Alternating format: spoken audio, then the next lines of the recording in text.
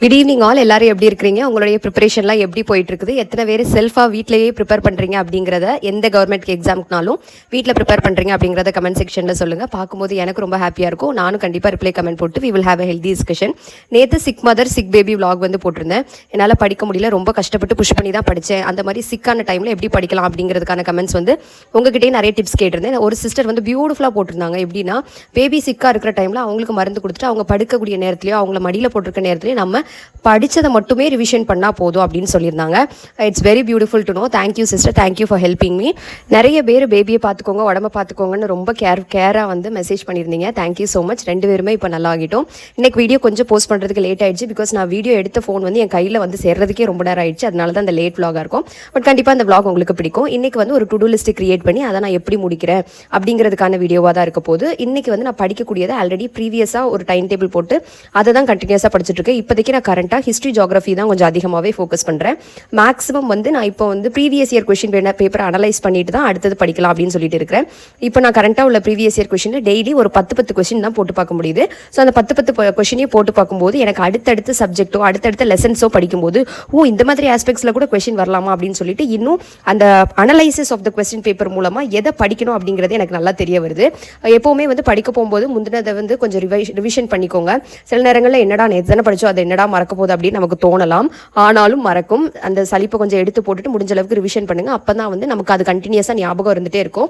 நான் இதில் வந்து ஆல்ரெடி சால்வ் பண்ண கொஸ்டின் பேப்பர் அப்படிங்கிறதுனால ரிவிஷன் பண்ணுறதுக்கு கையை மூடிலாம் சொல்லி பார்த்தேன்.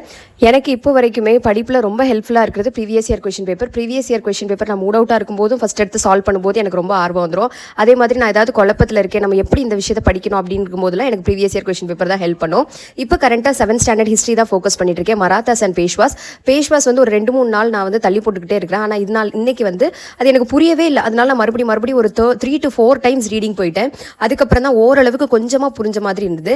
சில நேரங்கள் அப்படிதான், சில விஷயங்கள் ரொம்ப ட்ரையாக இருக்கும், நமக்கு எத்தனை தடவை படித்தாலும் புரிகிற மாதிரியே இருக்காது. அதனால நான் என்ன செஞ்சேன் அப்படின்னா, ஒரு 3 to 4 டைம்ஸ் ரீடிங் போனதுக்கப்புறம் பேசிக்காக எனக்கு புரிகிற பாயிண்ட்ஸ் எல்லாத்தையும் அண்டர்லைன் பண்ணி வச்சுக்கிட்டேன். ஆல்ரெடி யூடியூப்லையும் வீடியோ பார்த்து தான் இம்பார்ட்டன்ட் பாயிண்ட்ஸும் அண்டர்லைன் பண்ணி வச்சுக்கிட்டேன். இப்போ நான் அண்டர்லைன் பண்ணி வச்சிருக்கிற 10 பாயிண்ட்ஸ் மட்டும் எனக்கு புரிஞ்சா போதும் அப்படின்னு சொல்லிட்டு இந்த 10 பாயிண்ட்ஸை மட்டும் தான் நான் நோட்ஸ் எடுக்கணும் அப்படின்னு சொல்லிட்டு எடுக்க ஆரம்பிச்சேன். ஏன் இந்த 10 பாயிண்ட்ஸ் மட்டும் எடுத்தால் போதும் அப்படின்னா, ஒருவேளை வந்து இதுக்கப்புறம் நான் இதையே குழப்பிட்டே இருந்தேன்னா என்னால் இதுக்கப்புறம் படிக்க முடியாது அப்படின்னு தோணுதுனால இந்த 10 பாயிண்ட்ஸ் இப்போதைக்கு பேஷ்வாஸில் போதும். இதுக்கப்புறம் நம்ம ஒரு ப்ரீவியஸ் இயர் கொஸ்டின் பேப்பரில் ஏதாவது இது சம்மந்தப்பட்டதை கிராஸ் அவுட் பண்ணி வந்தோம் அப்படின்னா அதில் எக்ஸ்ட்ராவாக ஆட் பண்ணிக்கலாம். இல்லைனா வேறு எதுலையாவது நமக்கு பேஷ்வாஸை பற்றி இன்ட்ரெஸ்டிங்காக கிடச்சிச்சின்னா இதில் ஆட் பண்ணிக்கலாம் அப்படின்னு சொல்லிட்டு தான் நோட்ஸ் எடுக்க ஆரம்பித்தேன். நோட்ஸ் எடுக்கும்போது தான் வந்து எப்போவுமே நம்மளுடைய ஐடியா வந்து கிளியராக வெளியில் வரும். நம்ம வந்து கரெக்டாக அதை குட்டி குட்டி மைண்ட் மேப் போட்டு குட்டி குட்டி ஃப்ளோ சார்ட் போட்டு எழுதும்போது நமக்கு ரொம்ப ரொம்ப யூஸ்ஃபுல்லாக இருக்கும். இன்னொன்று, மைண்டுக்குள்ளே வந்து நிறைய கிளட்டர்டாக இருக்கும். நம்ம நிறைய கொச்சன்னு படித்து வச்சிருக்கதை எழுதும்போது தான் ரொம்ப தெளிவாக வந்து வரும். அதனால் முடிஞ்ச அளவுக்கு ரொம்ப கன்ஃபியூஸ்டான ஐடியா, ரொம்ப காம்ப்ளிகேட்டடான ஐடியா, சில விஷயங்கள் உங்களுக்கு புரியலை, சில விஷயங்கள் உங்களுக்கு எத்தனை தடவை ரீட் பண்ணாலும் வரல அப்படின்னா அதை இன்னொரு தடவை ரீட் பண்ணிவிட்டு எழுத ஆரம்பிச்சிருங்க. கண்டிப்பாக உங்களுக்கு வர ஆரம்பிக்கும். இந்த பேஷ்வாஸை நான் படிக்கும்போது ஒரு விஷயம் எனக்கு ஞாபகம் வந்தது. சில நேரங்களில் நமக்கு ரொம்ப பிடிக்காத டாபிக்னா நம்ம அதை அப்படியே பாதியில் விட்டுட்டு போயிடுவோம்ல. அந்த மாதிரி விடாமல் அதில் எவ்வளோ நமக்கு புரிஞ்சுதோ அதை மட்டும் எழுதி வச்சுட்டு அதை க்ளோஸ் பண்ணிவிட்டு வந்துட்டோம் அப்படின்னா அடுத்து நமக்கு அதுக்கு மேலே ஒரு நெகட்டிவ் தாட் வராது. எனக்கு வந்து பேஷ்வாஸ் பிடிக்கவே இல்லை, அதனால நான் விட்டுட்டு நம்ம பார்க்கலாம் அடுத்தது படிக்க போயிடலாம் அப்படிங்கிற ஒரு தாட் தான் இருந்தது. அதுக்கப்புறம் இன்னொரு தடவை இன்னொரு மைண்ட் வந்து சொல்லிச்சு, என்ன பிடிக்காமல் இருந்தால் என்ன, நம்ம பார்க்கலாம் அந்த இதை படித்து உனக்கு எவ்வளோ புரிஞ்சுதோ அதை எழுதி வை, எழுதி முடிச்சுட்டு அடுத்து உனக்கு இதில் இம்பார்ட்டண்ட்டாக ஏதாவது வேணும்னா எக்ஸ்ட்ரா ஒரு 10 லைன் வந்து இடைவெளி விட்டுட்டு அதில் வந்து ஆட் பண்ணிக்கோ அப்படின்னு தான் எனக்கு தோணுச்சு. ஸோ இந்த பேஷ்வாஸ் முடிச்சது எனக்கு ஒரு பெரிய இது வந்து கிளியரான மாதிரி இருந்தது. ஏன்னா பேஷ்வாவை ஒரு 2-3 நாளாக இழுத்தடிச்சிட்டே இருந்தோடனே எனக்கு ரொம்ப கஷ்டமாக இருந்தது. பட் ஆனால் அது ஒரு குட்டி டாபிக் தான், முடித்த உடனே பயங்கர ஹாப்பியாக இருந்தது. அதனால் டு டூ லிஸ்ட்டில் வந்து அந்த செக் பாக்ஸில் ஒரு டிக் போட்டுக்கிட்டேன்.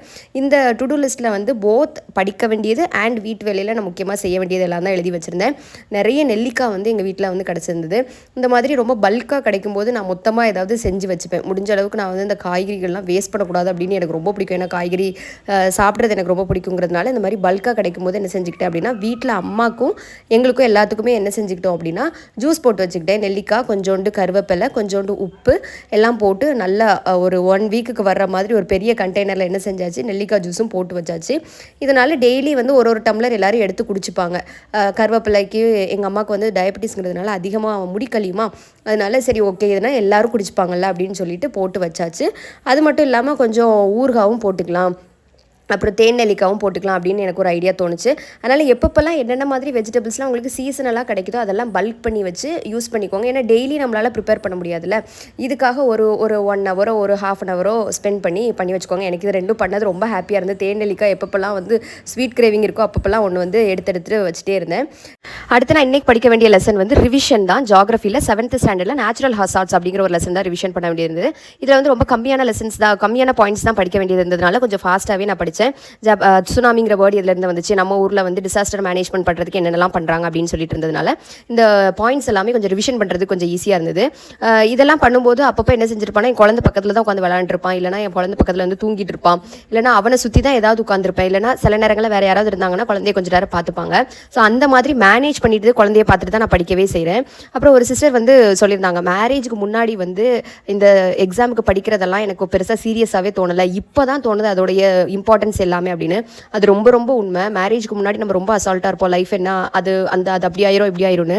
ஆனால் ரியாலிட்டி நமக்கு ஸ்ட்ரைக் ஆகும்போது தான் சில நேரங்களில் தோணும், அப்போவே நம்ம டைம் வேஸ்ட் பண்ணிட்டு இருந்ததுக்கு முன்னாடியே இந்த சீரியஸ்னஸை யோசிச்சு படிச்சிருக்கலாமே அப்படின்னு தோணும். பட் நம்ம இப்போ அந்த ஏஜை கடந்து வந்துட்டோம், நம்ம ரியாலிட்டிக்கு வந்து தான் ஆகணும். அதனால there is no other go. கண்டிப்பாக நம்ம படிப்போம், நம்ம வந்து இந்த ஹர்டல்ஸையும் தாண்டி கண்டிப்பாக படிப்போம், படித்து கண்டிப்பாக நம்ம பாஸ் ஆகும் அப்படிங்கிறது வந்து கண்டிப்பாக உறுதியாக நிச்சயமாக நினைங்க. நம்ம எல்லாரும் ஜெயிக்க தான் போகிறோம்.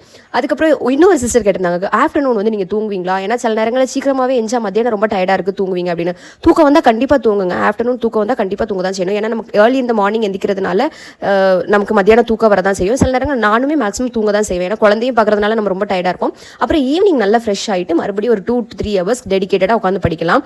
சாப்பிட்றதுக்கு முன்னாடி ஒரு மணி நேரம் உட்காந்து படிப்பேன், சாப்பிட்டதுக்கு அப்புறம் ஒரு மணி நேரம் உட்காந்து படிப்பேன். ஸோ இந்த வேலைகள் எல்லாத்தையுமே பார்த்துட்டு தான் நான் என்ன செஞ்சேன் அப்படின்னா படிக்கவே செய்வேன். அப்பப்போ பேபிக்குள்ளே விஷயங்கள் பார்க்கணும், பேபிக்கு சாப்பாடு பார்க்கணும், வீட்டில் சாப்பாடு பார்க்கணும், இது எல்லாத்தையுமே அடுக்கி வைக்கிறது, சாப்பாடு கொடுக்குறது, ஒவ்வொருத்தருக்கும் ஒவ்வொரு வேலையோ கேட்டு திறக்கிறது அப்படி இப்படின்னு நிறைய வேலைகள் இருக்கும். குட்டி குட்டி வேலைகளாக இருக்கும்போது நடுசில் உட்காந்து தான் படிக்கிற மாதிரி இருக்கும். ஈவினிங் வந்து ஒரு பிரிண்ட் அவுட் எடுக்கணும் அப்படிங்கிறதுக்காக ப்ரௌசிங் சென்டர் போக வேண்டியது இருந்தது.